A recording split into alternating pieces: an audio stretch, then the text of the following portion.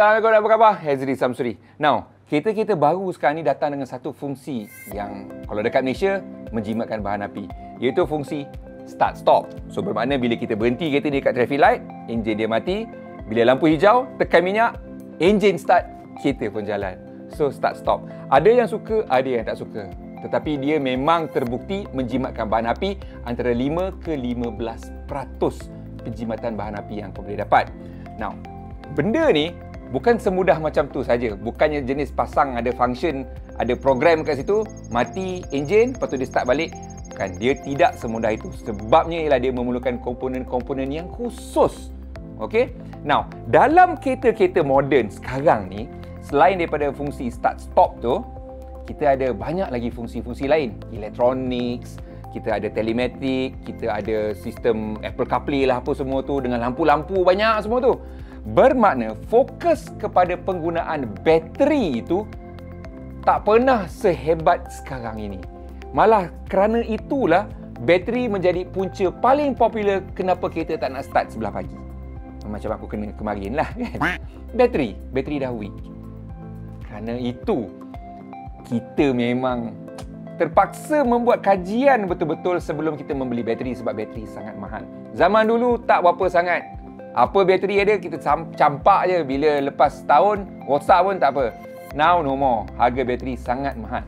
Dan hari ini aku nak ceritakan kau pasal satu bateri yang sememangnya direka khusus untuk fungsi start stop dalam kereta kau. Nah, fungsi start stop macam aku cakap tadi di Malaysia lebih dikenali sebagai untuk penjimatan bahan api, tetapi sebab sebenar dia ialah ia akan menurunkan kadar pelepasan asap. Itu yang paling penting sekali di negara-negara barat. So kerana itu dia ada fungsi start stop, tetapi dalam masa yang sama dia memang menjimatkan bahan api. Now, selain daripada sistem elektronik yang dikhususkan untuk sistem start stop, spark plug dia pun berbeza sedikit, dan paling penting bateri. Bateri untuk sistem start stop ini memang berbeza. Kerana kalau kita letak bateri-bateri dulu, bateri-bateri maintenance free dulu tu, memang kau start stop, dia terus stop, tak start dah.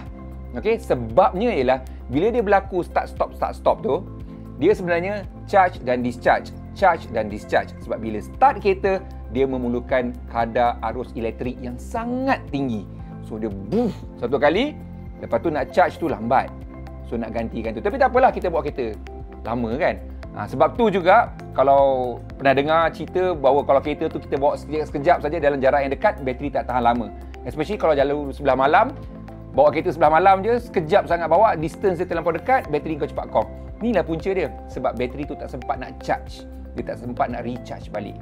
So untuk sistem start stop, di mana kitaran discharge dengan charge itu lebih tinggi, memang memerlukan bateri yang berbeza. So kitaran discharge dan charge ini apa yang kita panggil cyclic cycle. Kitaran cyclic. Charge, discharge, charge, discharge, charge, discharge. So bateri apa yang perlu untuk sistem fungsi start stop? Ini yang kita nak cerita ni. Panjang muka dimah aku kan. Oh, ni dia. Bateri Taflong ini mungkin satu jenama baru untuk ramai orang, termasuk diri aku sendiri. Aku rasa ini macam mana punya brand ni. Rupanya nama lama Taflong ialah Hitachi Battery daripada Jepun. Dia dah tukar nama jadi Taflong. From Hitachi to Taflong. Dan Taflong ini, bateri-bateri otomotif dia datang dalam 4 siri utama. Dia ada SMF, iaitu Sealed Maintenance Free Battery. Ni yang paling popular sekali, MF battery. Kedua, DIN size battery, iaitu bateri yang mengikut DIN, ikut size tu, besar kecil apa semua tu. Conventional battery, iaitu bateri yang lebih khusus untuk kenderaan-kenderaan komersial. Dan apa yang nak kita cerita hari ini, bateri EFB ataupun Enhanced Flooded Battery Series, atau ada yang panggil ISS. So ini ialah Taflong EFB battery, dan yang ini berbeza sedikit daripada EFB battery dalam pasaran. Yang ini aku nak cerita apa beza dia.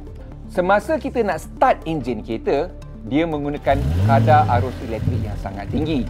Bateri konvensional selalunya boleh menghasilkan sehingga 300 ampere. Tetapi untuk sistem start stop, dia akan menggunakan bateri jenis EFB. Kerana bateri EFB mampu menghasilkan arus setinggi 550 ampere. hampir sekali ganda daripada apa yang bateri konvensional boleh hasilkan. Now, macam mana pula bateri ini berbeza daripada bateri yang biasa?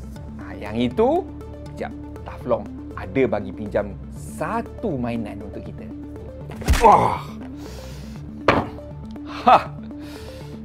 Nampak?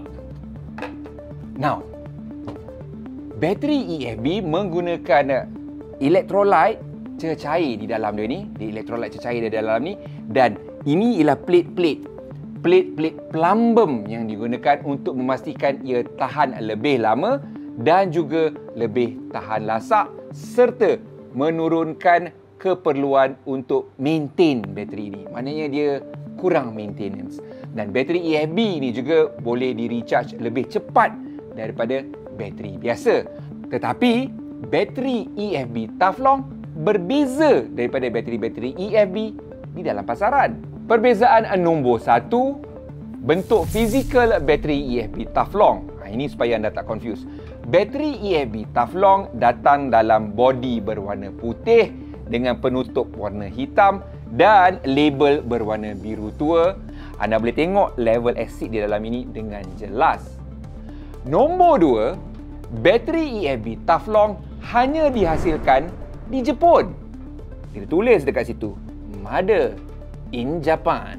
Yang ketiga, bateri EFB Taflong datang dengan spesifikasi yang lebih tinggi daripada bateri-bateri EFB di dalam pasaran Malaysia.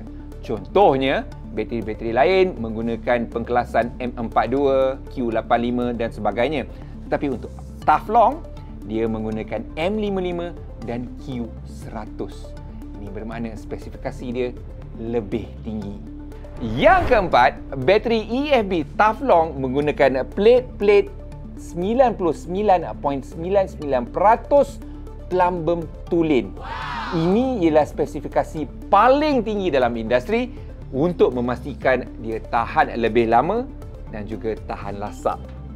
Yang kelima, teknologi calcium alloy yang digunakan di dalam bateri EFB Taflong.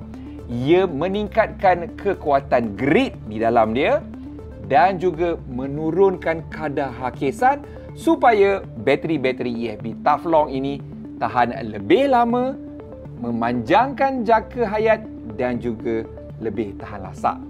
Yang keenam, bateri EFB Taflong ini mempunyai kadar recharge yang lebih cepat daripada bateri-bateri standard. So, ini yang penting untuk fungsi start-stop di dalam kereta. Kadar recharge yang lebih cepat supaya bateri kita tahan lama dan poket kita tahan lama juga.